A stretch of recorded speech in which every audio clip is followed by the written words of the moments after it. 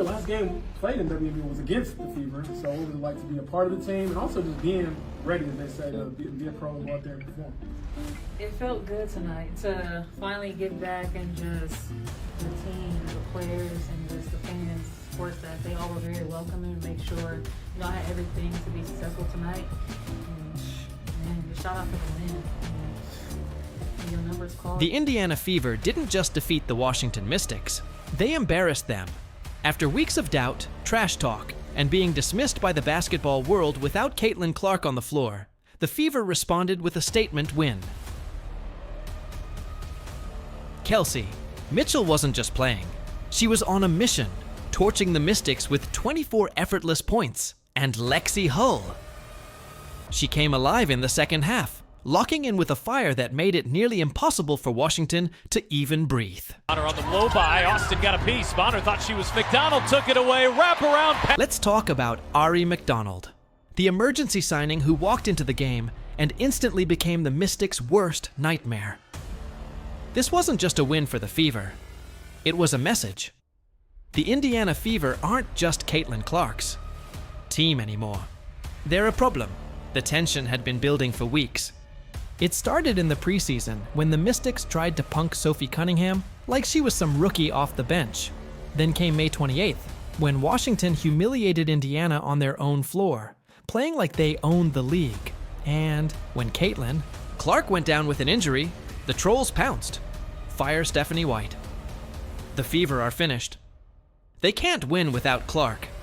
But on June 3rd, Indiana flipped the script. The Mystics walked in expecting a walkover. Instead, they got a beatdown. This game wasn't just about basketball. It was about respect.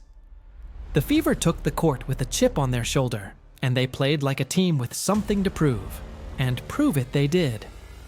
Kelsey Mitchell wasn't just scoring. She was sending a message to the entire league. Lexie Hull wasn't just hustling. She was taking over, dominating every possession like it was personal. The Fever didn't just show up, they showed out. First four, Washington responded with it now on an 11-2 advantage. Missing it stolen by McDonald, who right to the end and finishes. Insert clips of Clock 0111 and McDonald. She wasn't just filling in, she looked like a future franchise cornerstone. If you thought the Fever were a one-star team, think again. This squad just sent a message to the entire WNBA. They're coming. For blood. Want more wild WNBA drama and deep breakdowns? Hit that like button, subscribe, and turn on notifications. You won't want to miss what's coming next. Go Fever! Go Fever!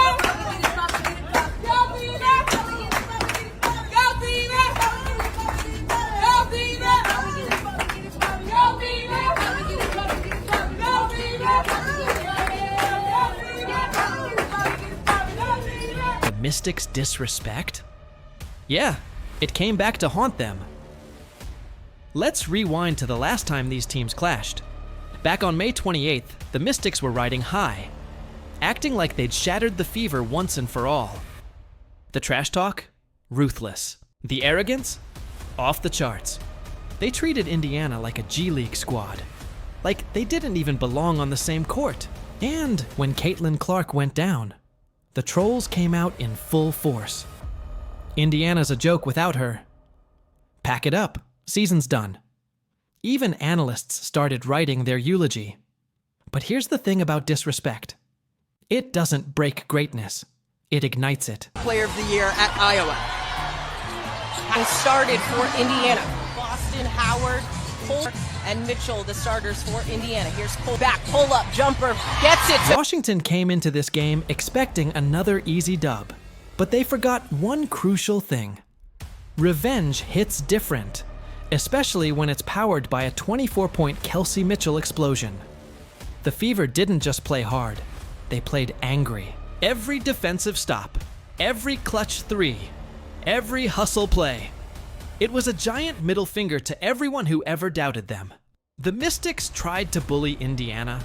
Well, the Fever punched back, and Washington had no answer. And don't think we forgot the preseason drama. The way the Mystics targeted Sophie Cunningham like she was some nobody. Yeah, that set the tone. They thought they could push Indiana around forever. But the Fever remembered. And on June 3rd, they made sure Washington would never forget. This wasn't just a win. It was payback. And it was glorious. Kelsey Mitchell's Vendetta Tour, money just took over.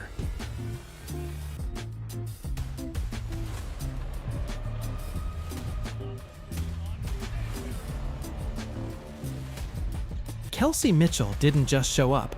She took this game personally. While the Mystics were busy obsessing over stopping Caitlin Clark, who, by the way, wasn't even playing, Mitchell was quietly plotting her revenge. And when the lights came on, she went full acid mode.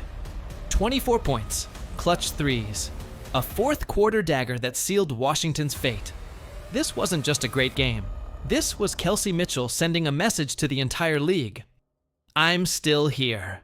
But the best part? Mitchell wasn't just scoring. She was leading. With Clark out, the pressure was on her to carry the team.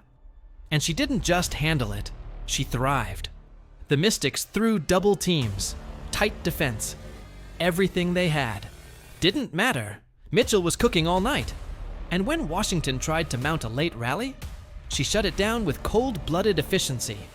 This was the kind of performance that reminds everyone, Kelsey Mitchell isn't a sidekick. She's a superstar. Fever shooting guard, 24 points to lead all scores. And the Indiana Fever earned their third win. And let's talk about her leadership. This wasn't just about the stats. It was about how she lifted her entire team. The way she trusted her teammates, kept the energy buzzing, and never let the Fever lose focus. That's what separates good players from legends.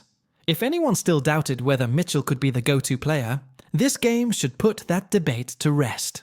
Kelsey money. Mitchell just cashed in. Big time. And the Fever are richer for it. Now Hall's second half demolition. Where did that come from? First half? Lexie Hall was quiet. Too quiet. 0 points. Barely a whisper. The Mystics probably thought they had her locked down. Big mistake, because when the third quarter started, Hall flipped a switch and went full demon mode. 14 second half points, 6 rebounds, 4 assists. She was everywhere. The announcers lost their minds. Lexie! Hall, what got into you? Simple answer. She remembered. She's a baller. Curl off that AB screen, but takes away the left, forces Sykes. This wasn't just a breakout game. It was a wake-up call. Hall's been solid all season, but this was next level. She wasn't just hitting shots. She was tearing Washington's defense apart. Reverse layups, tough finishes, clutch, passes. She did it all.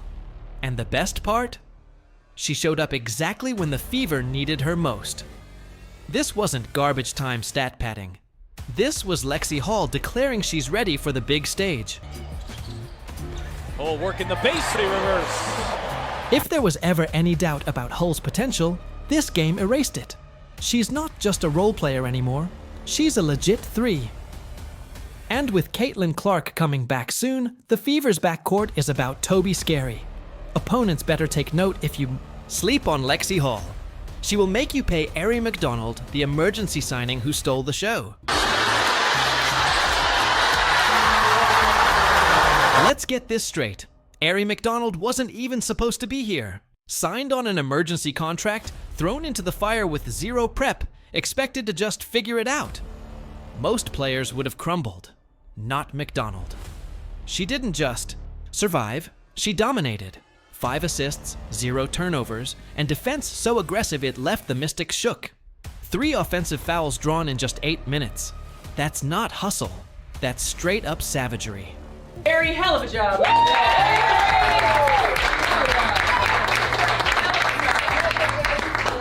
You came in, you impacted the ball game, you settled us down, you were aggressive, your defense set the tone. Hell of a job.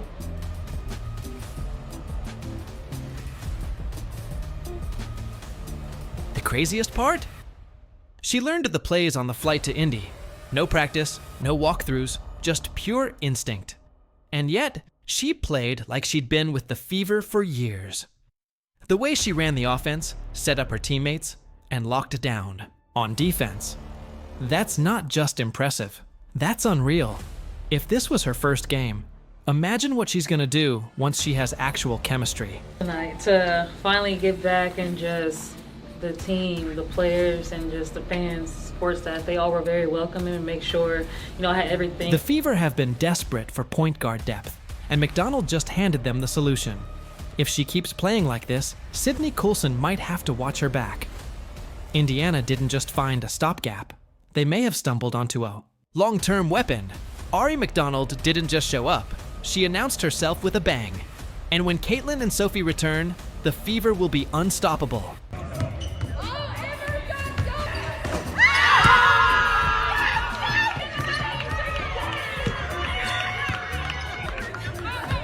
Right now, the Indiana Fever are scary. But when Caitlin Clark and Sophie Cunningham come back, they're going to be downright terrifying. Imagine this lineup. Kelsey Mitchell raining threes, Lexie Hall locking down on defense, Ari McDonald dishing, Dimes and Caitlin Clark doing Caitlin Clark things. That's not just a team. That's a full-blown nightmare for the rest of the league. And don't forget Sophie Cunningham, the ultimate enforcer, who's been itching to get back after that preseason disrespect. The Fever aren't just building momentum, they're building a dynasty.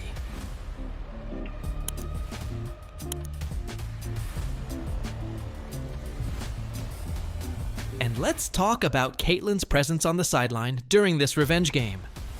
She wasn't just sitting there. She was hyping up her teammates, screaming after every big play, living and dying with every possession. That kind of energy, that's leadership. When she's back in uniform, that same fire will ignite on the court, and opponents better be ready. A motivated Caitlin Clark with a chip on her shoulder? Yeah. Good luck stopping that. Add in Sophie's toughness, and suddenly, the Fever aren't just skilled, they're downright mean. You can't make them pay. Marco, fire ahead. Ham with the reverse. That's what I'm talking about. This team's chemistry is already clicking, but when their full roster is healthy, it's game over. The ball movement will be crisper, the defense will be nastier, and the swagger, oh, it'll be at an all-time high. The Mystics thought they broke the Fever. Instead, they just woke up a monster. And when Caitlin and Sophie return, that monster is going to be hungry. Bonner with her big milestone. Simply causing issues here in the backcourts. Kimbrough hits the deck, able to keep. They almost didn't get across midcourt. Gray. Defense will be better because I think that's a combination of why they're going to defensive effort. Aaliyah Boston, the silent assassin. Don't let her quiet demeanor fool you. Boston is an absolute problem in the paint. While everyone's talking guards, she's been quietly putting in work down low, breaking defenders with her footwork, and finishing with authority. Power to the bucket. Power in one. Power out. Game over. She might not be the loudest player on the court, but her game screams dominance. And with the Fever's guards drawing all the attention, Boston is straight up, feasting.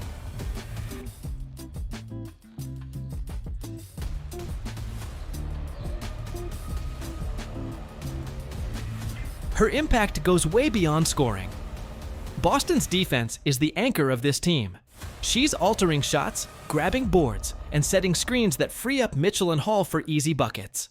When Caitlin Clark returns, Boston's job gets even easier. Double team Clark? Cool. Boston will make you pay inside. Try to stop Boston? Good luck, because Mitchell and Clark will be firing from deep. It's a lose-lose for opponents. And Boston is the reason why. To be able to extend the lead with the Brink on the bench. Back Benlay in there for the first time. Goes block. It's Boston, and Boston gets an eye. Brown, Arnold out there for the Sparks. Teresa Weatherspoon too. Big win last. Clark for three. She's going to take it. The mark. Boston in there for the offense. And let's not forget, this is only her second year. She's already playing like a vet, but her ceiling?